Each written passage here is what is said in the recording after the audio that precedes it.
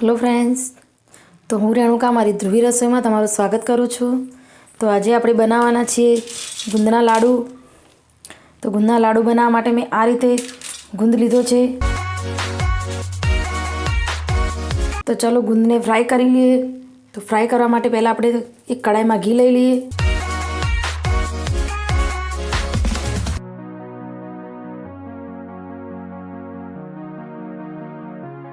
તો આપણે ઘી થોડું ગરમ થઈ ગયું છે, તો થોડો થોડો ગુંદ નાખી અને ફ્રાય કરી લઈએ। તો ગુંદને આપણે મીડિયમ ટુ લો ફ્લેમ પર જ શેકવાનો છે।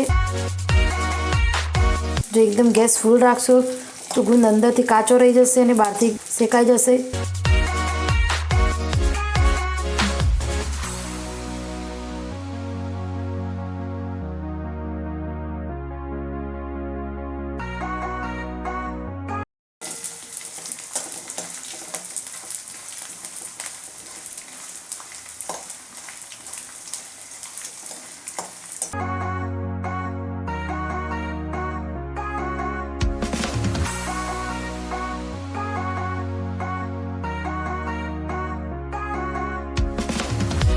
તો ફ્રેન્ડ્સ જોઈ શકો છો ગુંદ એકદમ સરસ રીતે ફ્રાય કરીને તૈયાર કરી લીધો છે। ચલો હવે કાજુ અને બદામને પણ ફ્રાય કરી લઈએ।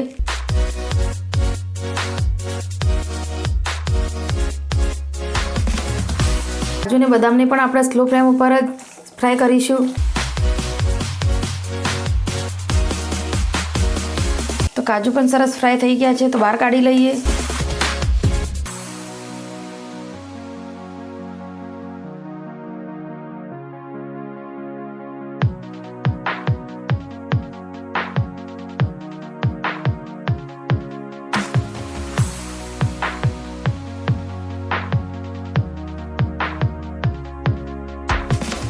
તો બદામ પણ સરસ ફ્રાય થઈ ગઈ છે, તો તેને પણ કાઢી લઈએ।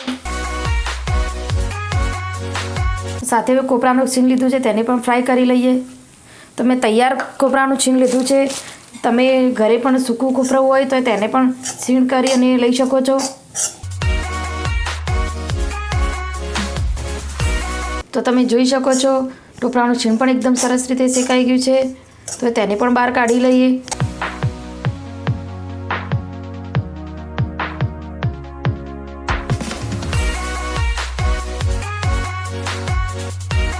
ખસખસને પણ થોડીક શેકી લઈએ। તો આપણે ખસખસને શેકવા માટે ઘી નથી રાખ્યું અંદર, કેમ કે જો ઘી હશે તો ખસખસ ચોટશે, એટલે ઘી ના હોય એ પછી છેલ્લે જ શેકવાની રહેશે।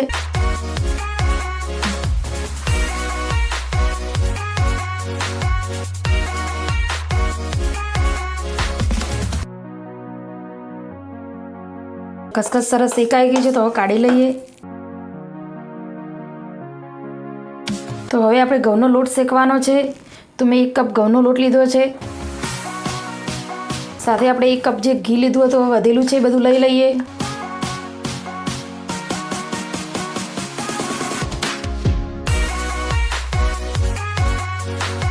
તો આપણે ઘઉંના લોટને ધીમા તાપે શેકી લઈશું। તો ગોલ્ડન બ્રાઉન થાય ત્યાં સુધી શેકવાનો છે, પણ ધીમા તાપે જ શેકવાનો છે। તો તમે જોઈ શકો છો હવે લોટ એકદમ સરસ રીતે શેકાઈ અને તૈયાર છે, તો હવે તેને પણ કાઢી લઈશું।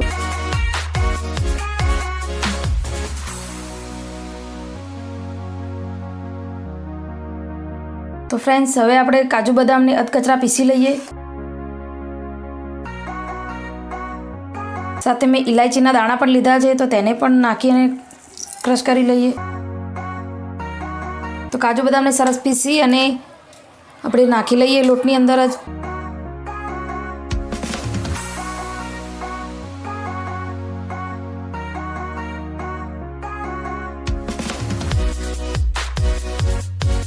તો આપણે ખોપરું શેકીને રાખ્યું છે, એને પણ લઈ લઈએ।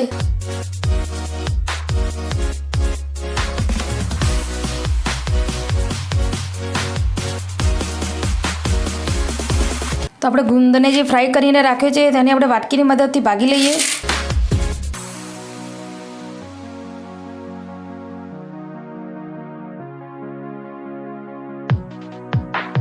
તો આપણે ગુંદને પણ એકદમ સરસ રીતે ક્રશ કરી દીધો છે, તો તેને પણ લઈ લઈએ.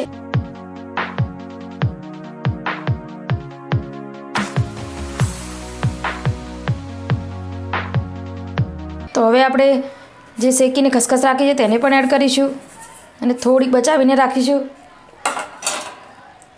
થોડુંક આપણે કાટલો પાવડર લીધો છે તેને પણ એડ કરી લઈએ. થોડોક હૂંડ પાવડર લીધો છે તેને પણ લઈ લઈએ. તો બધાને સરસ મિક્સ કરી લઈએ.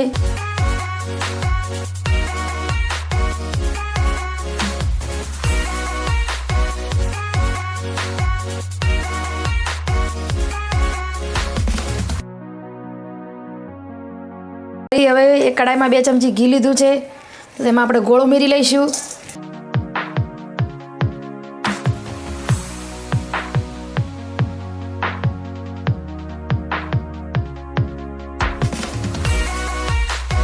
ફ્રેન્ડ્સ, આપણે ગોળનો પા નથી કરવાનો, ગોળને ખાલી મેલ્ટ જ કરવાનો છે. જેમ કે ગોળને ઓગાળવાનો છે, તો આપણે ધીમા તાપે ગોળને સરસ ઓગાળી લઈએ.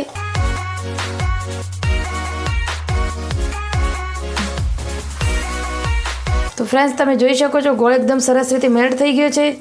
તો હવે તેમાં થોડુંક પાણી એડ કરીશું અને ગેસની ફ્લેમ બંધ કરી દઈશું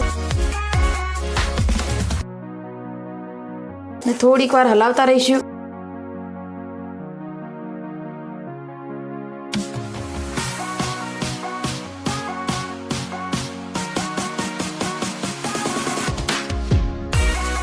તો ગોળને નાખ્યા પછી હવે સરસ રીતે મિક્સ કરી લઈશું. તો ગોળ ગરમ છે, તો આપણે ચમચાની મદદથી મિક્સ કરીશું.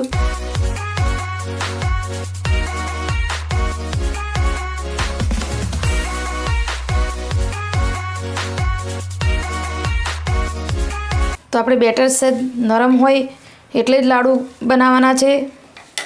તો તમે જોઈ શકો છો મારે એકદમ સરસ લાડુ બંધાય છે.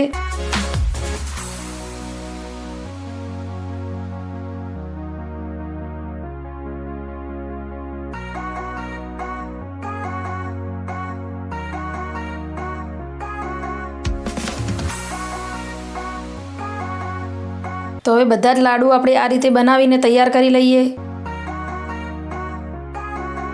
લાડુ બનીને તૈયાર છે.